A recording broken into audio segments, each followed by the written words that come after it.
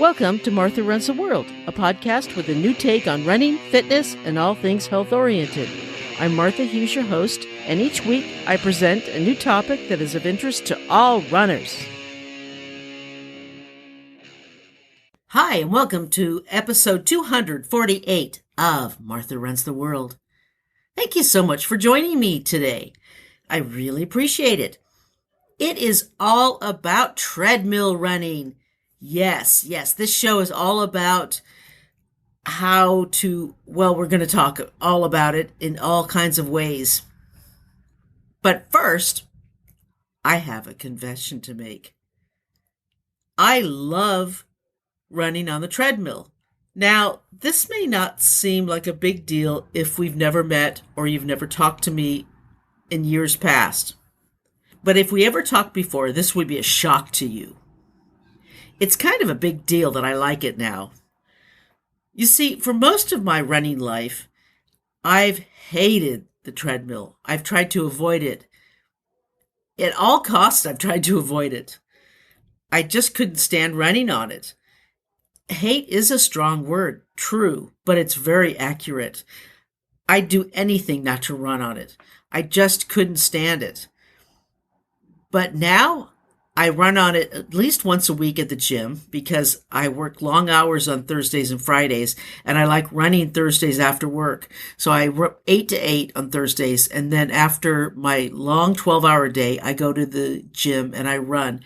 And it's such a release. It feels so good to do that I just love running on it, and I get a good run in after work, and I go home, and I'm so tired. I do a few things, and then I go right to sleep. It's true, but I love it. As is life, things change. As I used to hate it, I love it now. After I had both hips replaced, I was so grateful to be able to run that even running on Satan's sidewalk, as it's called, it was sure heaven for me. I don't take any run, no matter how insignificant, for granted. I've already done a whole episode on the history of exercise equipment that included the treadmill.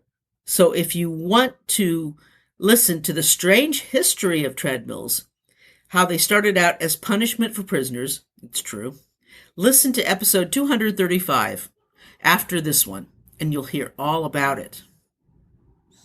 I talk a lot about other equipment's strange histories as well. It's a really fun episode, so go ahead and listen to it. I love doing that. If you think of the treadmill as just another tool to help us run better, then you'll enjoy it more. That's a really good way of looking at it. It's like anything else. It's like the scale, weights, free weights, the running vest, your watch. The treadmill is just another tool to help us run.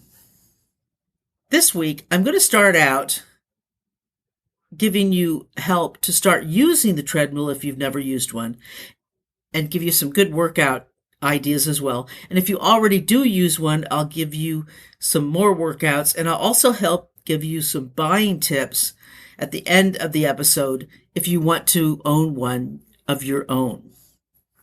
Now, if you're just starting out, and you're new to the treadmill and you want to start using it, here are some steps or some ideas.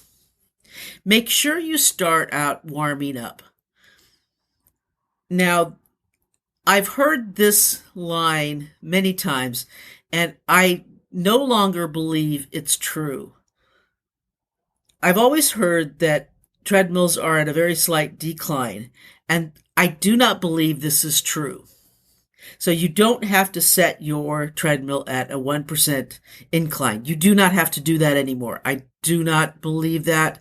I think that's because there was a big misunderstanding of how treadmills work, of how they're set up, and I believe that was a huge misunderstanding in the calculations of how treadmills are.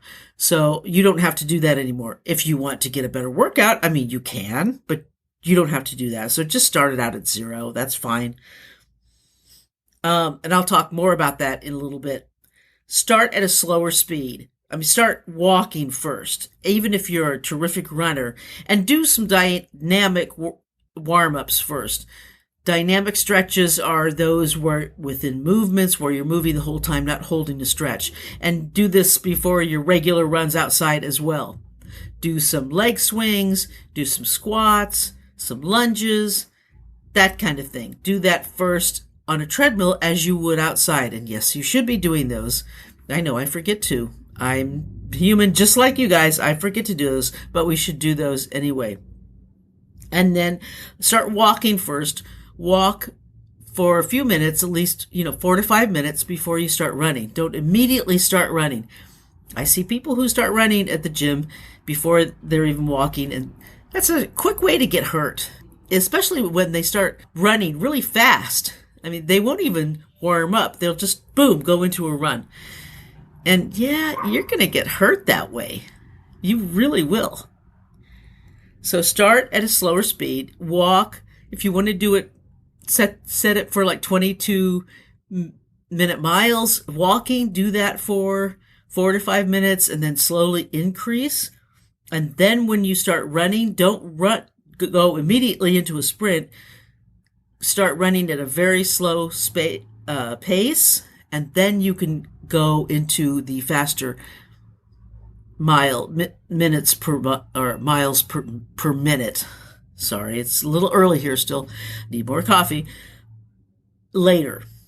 But start going slow and warm up, and then if you want to go into a set workout, if you have one, then you can do that. Avoid the handrail while running. Now, this is a big, big no-no. Don't hold on to the handrail. I've seen people do this. Yes, they hold on to the handrail the whole time. This defeats the purpose. You're not really doing anything. You're not getting any workout. You're cheating yourself. You're not helping yourself at all. Don't do that. Pay attention to your posture while you're running. This is a huge, huge plus. You can really help yourself on the treadmill. And this is one of the things that I like about the treadmill. One of the things that I use the treadmill for is to help my posture. I have horrible posture sometimes when I'm running, especially when I'm tired. I tend to hunch over and look at the ground. And on the treadmill, I can really work on my posture. So pay attention to your posture. If you have one of those, if you have some treadmills that face a mirror, you can look at your posture the whole time and work on that while you're using it. Make sure the treadmill stopped before you step off. That's an obvious thing, but just make sure that you don't hop off while it's moving. Also, one of the things that used to bug me, it doesn't anymore, but make sure you're not dizzy before you step off. One of the things that I hated is that I used to get severe vertigo when I used the treadmill, and I would have to just hold on and just put my head down for a few minutes before I got off. I no longer have that anymore, so it's pretty good. I've gotten used to it, so I'm okay. But just make sure that you're not dizzy. That can be really, really bad if you happen to that and just step off and all of a sudden you're in vertigo mode. Not a good thing. Now here's a couple beginning workouts. You can walk and jog. I don't use the J word. Walk and run intervals. This beginning workout will really help you build endurance, and this is actually how I started. Try alternate walking and running, and you can start without an incline.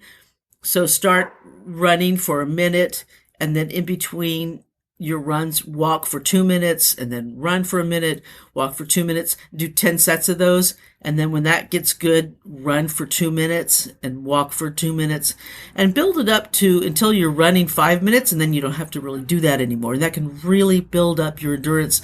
If you want to add an incline in there, you can. You don't have to, but it's kind of a nice way to build that up. You can also, I would see, they have beginning workouts as a sprint. Yeah, beginners should never do sprints. If you're a beginning runner, never do sprints. Wait till you've been running for 6 months at least before you do sprints. I would say also inclines are really nice. Start walking on an incline after you're warmed up of at least maybe 0.5 or 1.5 at an incline, and then try running on that for for a minute and then set it back down to 0 to recovery and put it back up, and do that for 5 or 6 sets and see how that goes. While you may hear people claim that treadmill running is easier, for me it really isn't. It's a different kind of running. It's not easier for me. It's actually in some respects harder because I have to really pay attention to my form. It can be a little duller because I don't have anything pretty to look at. It's just like facing myself or facing the wall or facing a window. And I usually do it at night, so there really isn't anything to look at. And I really have to focus focus on my form. And I don't have anything to take away. I can't just drift off. or it's not like a trail run where you have to focus on your steps and you don't have pretty scenery. Research shows that your biomechanical patterns don't change on a treadmill versus when running outside. And that's interesting because people always thought it was different. On smaller treadmills, some runners may find that the space available does cause them to slightly shorten their stride, but that's not always the case. And if it's only occasional, it's unlikely to be an issue. Another study found that your VO2 max, a measure of how much oxygen your body can utilize during the run, is the same when running on a treadmill compared to outside. So while running outside can sometimes feel harder than running on a treadmill, though equally many people feel the opposite, me, for example, what is actually going on inside your body is very similar.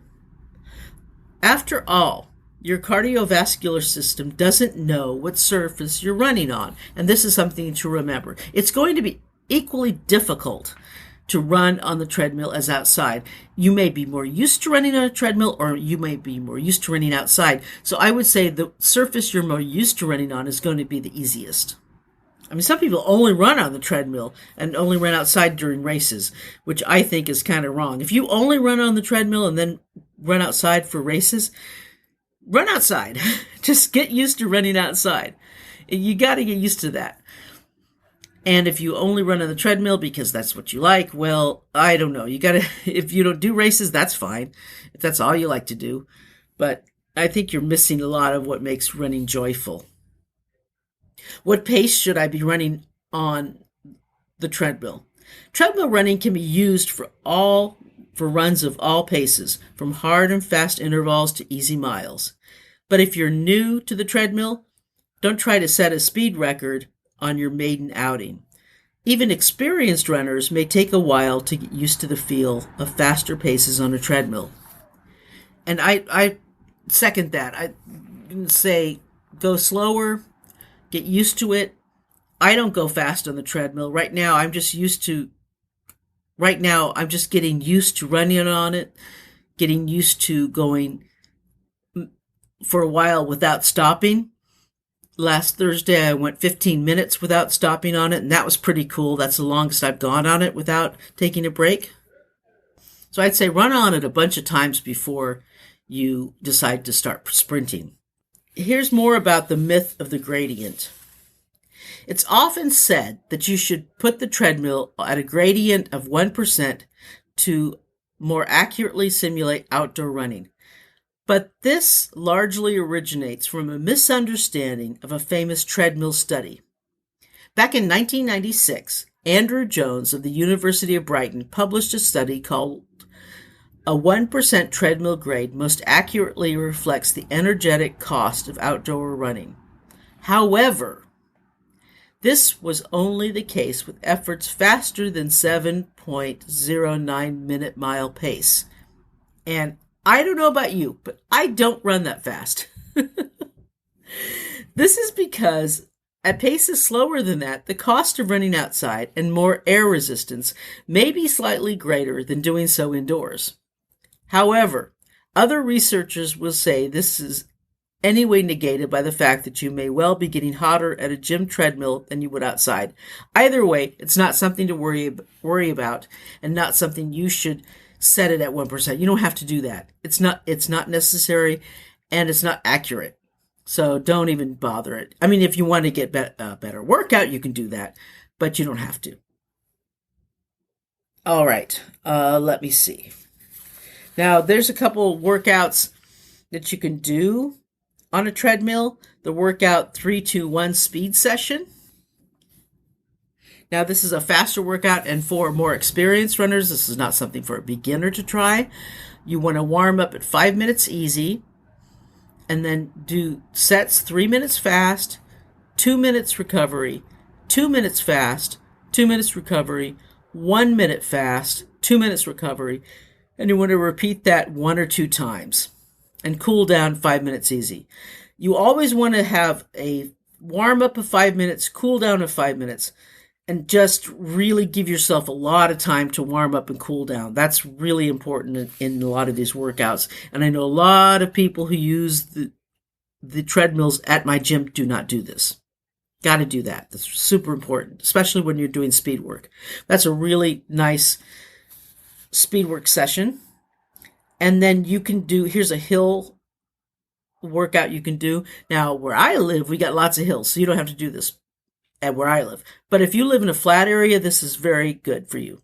Warm up 5 minutes, and here's the main set. 1 minute fast at 2% incline. 1 minute fast at 4% incline. 1 minute fast at 6% incline. 1 minute fast at 8% incline. And then go back to 2 minutes easy at 1%. And then repeat this set. And you can repeat it as many times as you want, maybe two more times. Give yourself maybe a 1 to 2 minutes in between if you're tired. That should help. But give yourself a little bit of time in between, because I know I would be tired if I tried to do those fast in between. So I would be out of breath. And of course, you want to give yourself the warm up of 5 minutes and cool down of 5 minutes. Treadmills provide an environment for you to exercise indoors. Now, here are some of the pros and cons of treadmills. The difficulty level is the same. The difficulty level always arises when it comes to running indoors versus out. People assume that running outdoors is empirically harder than logging miles inside on a treadmill. However, you can adjust the incline and speed level on a treadmill to make it easier or more challenging, or at the same level as running outdoors. You are in control and can decide what level you want to run at. It's easier on your joints. The smooth cushion belt is more forgiving than hard pavement or cement. If you can't get to the trails, the treadmill is easier than cement or pavement. This can be especially helpful when rehabbing or coming back from an injury.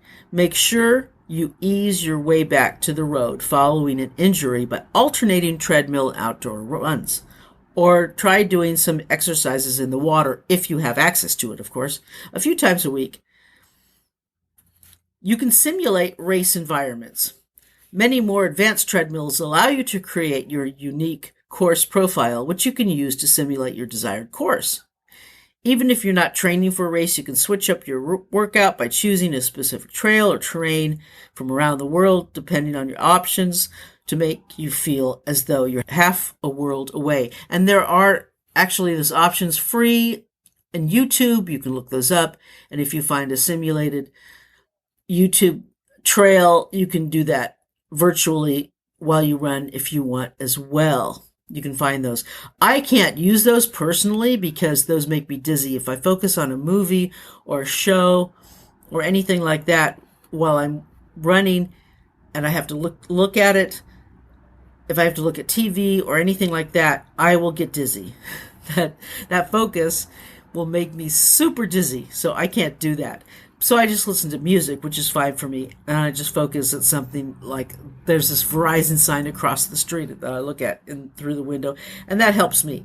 But that's me. But if it doesn't make you dizzy, I think that's really something very, very helpful. Now, you don't have to worry about weather, temperatures, or terrain issues while running on a treadmill. If it's very cold where you live and you don't want to be outside, or if it's very hot, or if it's smoke season like we get in the West with wildfires and lots of smoke, you can do it out inside, and that makes that really, really helpful. Now, here are some of the cons. While there are benefits to running on the treadmill, there are a few downsides as well. You could lose your agility. Although treadmill might provide your joints with more cushion, you don't get the added benefit of running on uneven terrain or pavement. Even if the ground outside may feel flat to you, it never truly is.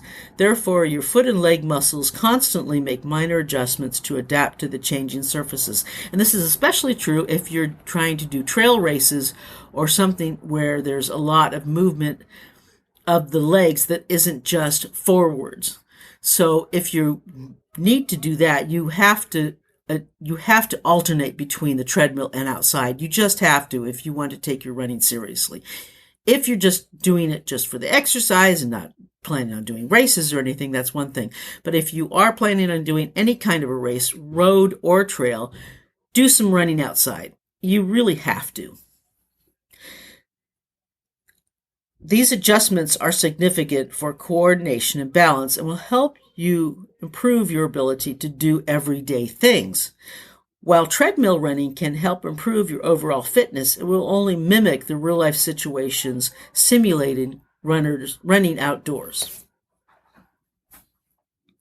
You don't work as many muscles. Because there is a machine powering the belt, the muscle mechanics differ when you run on the treadmill. Outside, you typically rely on your hamstrings to finish the stride cycle and lift your legs behind you, almost kicking your butt. But on a treadmill, the propulsion of the belt does much of that work for you. So you really don't get the same movements on a treadmill as you would outside. That's really important. Your hamstrings don't do a lot of the work, so your hamstrings don't get as strong. So again, it's really important to alternate running on a treadmill and running outside. And you use your quads to push off, but your hamstrings aren't firing as much as they would if you were running outdoors. If you're only running on the treadmill, be sure you're also doing cross training to work the muscles on the back of your legs, including your hamstrings and glutes. So that's really important. If you don't want to run outside, if you're not racing, cross train. Now, this is really important. If you're looking to buy your own treadmill, I have this whole section. If you want to buy your own, there's a lot of things you have to look out for. It's a very expensive piece of equipment, and it's a big investment. So you want to have the right one for you that fits you. It's like buying a car, really. Here's a handy guide to help you purchase the right one. Try it before you buy it. If you can, try out the treadmill in person. Don't just buy one online that you've never tried before. Here's a try before you buy checklist. Does the cushioning and shock absorption of the running deck feel comfortable? When you walk or run, does your feet hit the motor housing? Can you easily straddle the deck when standing on the side rails? Is the display monitor easy to read? Are the controls easy to reach and operate? Now here's 4 factors to keep in mind. The size. Most treadmills have a similar footprint, on average 77 inches long by 35 inches wide. While folding treadmills can help you save some space, many of the sturdier and higher rated ones still have a fairly large footprint. Plus, you'll need adequate empty space around the treadmill for access and safety. Ergonomics. If you're a runner, you'll need a deck length that accommodates your stride. Consider how comfortable you are on the machine while walking or running. Choose a model that appeals to you ergonomically and aesthetically. Connected features. Docks for smartphones, USB ports, wireless internet connectivity are standard features on many treadmills. Adjustability. Most treadmills have top speeds between 10 and 12 miles per hour. Some will go faster. They typically incline between 10 and 15% grade, but some offer an increased gradient. Now, once you've narrowed down your choices, here are some other things to consider before making the purchase. Weight and assembly. Treadmills are heavy, so ask about delivery. Check whether assembly, tricky even for experienced DIYers, is included or available at an additional cost. Warranties. When it comes to the warranty, look for 3 to 7 years of coverage on parts and at least 1 year on labor. Most treadmills have a lifetime warranty on the frame, and you should get that for the motor as well. Returns. Confirm the store's return policy. Even if it will take back the treadmill, you might have to pay for the store to retrieve it, as well as for restocking fees. If you purchase it online, find out how return shipping is handling. Now, there's two types of treadmills. There's the folding treadmill. And I never knew about the folding treadmill. I don't know that much about them anyway. All I know is the ones that I use at the gym. There's a wide variety of folding treadmills available. Many of the cheaper models will take up less space, but they generally have shorter decks and are less sturdy, better for walking than for running. However, many of our recommended folding treadmills are fully featured and adequate for runners, as well as for walkers, with a good range of exercise programs, including heart rate control setups. Some come with a chest strap heart rate monitor as well. Now, the pros are you can get a fully featured folding model that may still help you save a little space. The cons? The deck on some models may be too short for runners with a longer stride.